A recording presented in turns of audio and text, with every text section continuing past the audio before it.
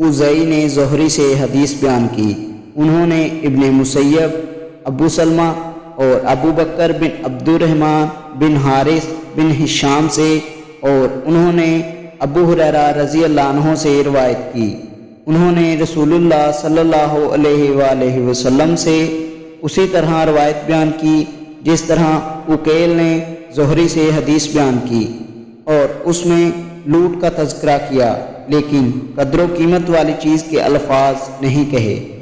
صحیح مسلم حدیث نمبر 204۔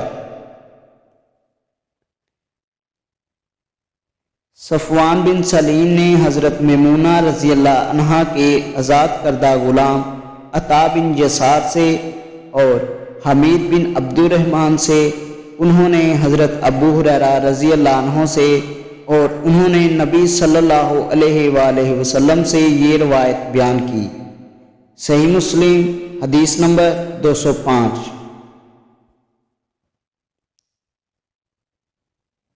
قتیبہ بن سعید، عبد العزیز دراوردی، علا بن عبد الرحمن نے اپنے والد سے، انہوں نے حضرت ابو ہریرہ رضی اللہ عنہ سے، اور انہوں نے نبی صلی اللہ علیہ وآلہ وسلم سے یہی حدیث بیان کی۔ صحیح مسلم حدیث نمبر 206۔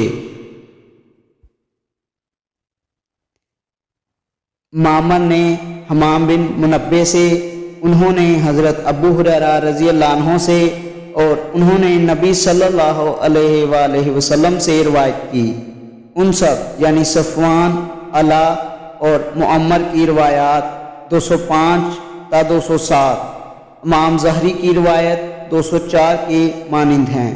البتہ علا اور صفوان کی بیان کردہ روایت 205 206 میں جس کی طرف لوگ نظر اٹھاتے ہیں کہ الفاظ موجود نہیں، اور حمام کی روایت کے الفاظ اس طرح ہیں: مومن لوگ اس چیز کی قدر و قیمت کی بنا پر اس کی طرف اپنی نظریں اٹھاتے ہیں اور وہ لوٹتے وقت مومن نہیں ہوتا۔